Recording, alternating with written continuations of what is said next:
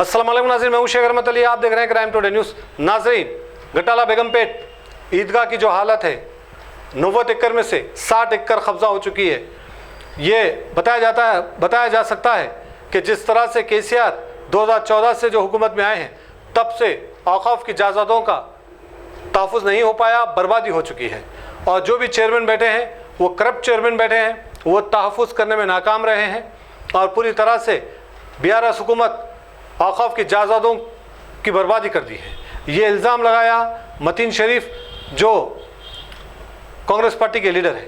उन्होंने वहाँ पर पहुँचे और उसी ईदगाह के दामन में मस्जिद है, आलमगीर मस्जिद, और उसके अतराफ़ की ज़मीन को कब्ज़ा किया जा रहा है। कौन है इसके ज़िम्मेदार? ऐसे कई सवालात उठे और कई सवालात मतीन शरीफ ने उठाए हैं। कौन देगा इसका जवाब? देखते हैं सपोर्ट। अस्सलाम वालेकुम। आज हम लोग गटाला बेगमपेट की ईदगाह की ज़मीन पर मस्जिद आलमगीर के सामने है। इस ईदगाह के तहत 90 एकड़ वक्फ लैंड है और ये शहर की सबसे महंगी तरीन ज़मीनों में से है। यहाँ पर ज़मीन की कीमत 1 एकड़ की करीब 50 करोड़ रुपया ज़मीन की कीमत है। 1 एकड़ के 50 करोड़ यानी 90 एकड़ के 4,500 करोड़ रुपया हुए।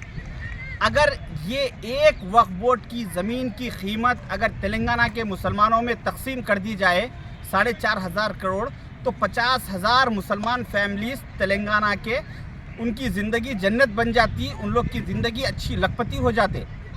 मैं वक्फ बोर्ड की ज़मीन मुसलमानों में तकसीम करने की बात नहीं कर रहा हूँ, एक मिसाल दे रहा हूँ ताकि इस ज़मीन की अहमियत आपको बताई जा सके, समझ में आ सके। इसी वजह से 2014 में यहाँ पर कब्ज़े होना शुरू हुए। कुछ लैंड ग्रैबर्स इसकी ज़मीन पर कब्ज़ा करना शुरू किए, इस वक्फ लैंड पर। तो यहाँ के कुछ ज़िम्मेदार फ़िक्रमंद मुसलमान जाके उस वक्त के रेवेन्यू मिनिस्टर महमूद और डिप्टी CM महमूद अली साहब से रुजू हुए।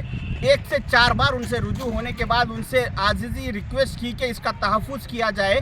तो महमूद अली साहब, डिप्टी CM साहब, 19 जनवरी 2015 को इसी मुकाम पर आए और आकर उन्होंने यहाँ के प्रेस मीट की और मुसलमानों को तयक़ुन दिया कि हम इस 90 एकड़ ज़मीन की हिफाजत करेंगे, इसकी सेफ्टी करेंगे।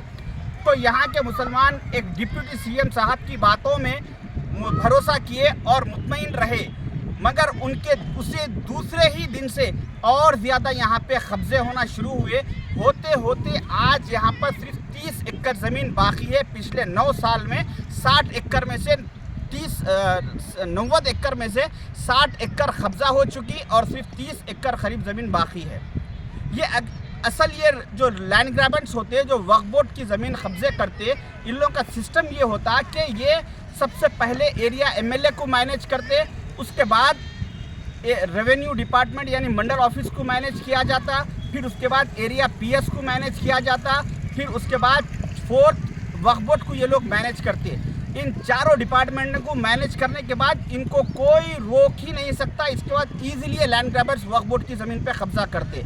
तो इन चारों डिपार्टमेंटों में सबसे कम कीमत में और कुछ कौड़ियों में बिकने वाला कोई डिपार्टमेंट है तो वो वक्फ बोर्ड का डिपार्टमेंट है, जो चंद कौड़ियों में बिक जाता। और सबसे ज़्यादा कीमती डिपार्टमेंट अगर कोई है तो एरिया MLA होता, जो सबसे ज़्यादा कीमत लेके परसेंटेज लेके वो इस पर कमिटमेंट करता।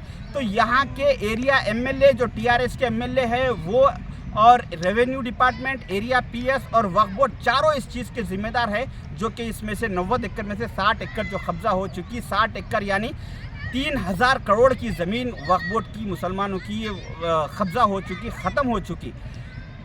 2014 में जब असेंबली में KCR साहब को ऑफिशियली रिकॉर्ड सबमिट किया गया कि सारे तेलंगाना में 77,000 वक्फ लैंड है, और रिसेंटली 3 महीने पहले फिर अब कितनी बची हुई है इसका सर्वे हुआ, तो फिर अब सर्वे डिपार्टमेंट ये रिकॉर्ड सबमिट करा के 23,000 एकड़ ज़मीन वक्फ लैंड बची हुई है। यानी पिछले KCR साहब के 9 साल के दौरे इख्तियार में 54,000 एकड़ ज़मीन वक्फ लैंड ख़त्म हो चुकी। आप अंदाज़ा कीजिए, 54,000 एकड़। आज मुसलमान 54 गज ज़मीन ख़रीदने की हैसियत नहीं रख रहा, मगर मुसलमानों की 54,000 एकड़ ज़मीन को कब्ज़ा किया जा चुका पिछले 9 साल में। तो अगर गलती से तीसरी बार अब आने वाले इलेक्शन में केसीआर साहब चीफ मिनिस्टर बन गए तो आने वाले उनके 5 साल के टर्म में ये बाकी की ज़मीन भी पूरी की पूरी ख़त्म कर दी जाएगी। इसलिए मेरी मुसलमानों से रिक्वेस्ट है कि एहतियात से काम करें और ऐसे लैंड ग्रैबर्स के और वक्फ बोर्ड की बर्बाद करने वाली गवर्नमेंट के ख़िलाफ़ काम कीजिए, क्योंकि रेवंत रेड्डी साहब अफजल बियाबानी खुसरो पाशा साहब के जो दादा है खाजी पेट की दरगाह में सारे मशाइखीन से और उलमाए कराम से खिताब करते हुए वहाँ पे उन्होंने लास्ट मंथ में रेवंत रेड्डी साहब कमिटमेंट किया, वादा किया कि आप लोग हमारा साथ दीजिए। 2023 में हमारी गवर्नमेंट बनने के बाद हम इस पर वक्फ बोर्ड को जुडिशल पावर देंगे ताकि सारी वक्फ लैंड को सेफ किया जा सके। तो अगर आप लोग चाह रहे हैं कि सारे तेलंगाना में वक्फ लैंड सेफ हो तो आप कांग्रेस का साथ दीजिए और वक्फ बोर्ड को जुडिशल पावर लाइए। वक्फ बोर्ड को कांग्रेस आएगी तो जुडिशल पावर आएगा, सारी ज़मीन सेफ होगी। यहाँ पे जो 60 एकड़ पे कब्जेदार है उनसे मैं ये कहना चाहूँगा, और इनकी ज़मीन अगर कोई ख़रीद रही तो मेरी उनसे रिक्वेस्ट है कि दिसंबर के बाद वक्फ बोर्ड को जुडिशल पावर मिलने वाला है और इनका पैसा पूरा बर्बाद होगा। ये ज़मीन पूरी कांग्रेस आएगी तो पूरी 90 एकड़ की फेंसिंग की जाएगी और 90 एकड़ ज़मीन फिर वापस वक्फ बोर्ड को दी जाएगी। शुक्रिया, खुदाफिज। अल्हम्दुलिल्लाह, अपने मुक़द्दस नाम की तरह हर दुल्हा दुल्हन की हयात नौ के आगाज का बावखार नाम HKGN फर्नीचर्स। जी हाँ, HKGN फर्नीचर्स NRIs कारनशीन फैमिलीज के लिए दीदाजेब, शानदार, शाहकार, मजबूत और पायदार, दिलकश और दिलनशीं शादी के फर्नीचर का सबसे बड़ा शोरूम अब Shastripuram king colony main road के पुरसुकून माहौल में। पसंद फरमाइए आपकी शहजादी के लिए खूबसूरत जहेज का मुकम्मल फर्नीचर सिर्फ 29,999 रुपए में। जी हाँ, 29,999 रुपीज।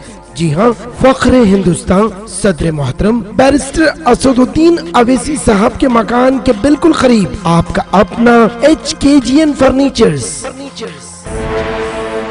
9618650827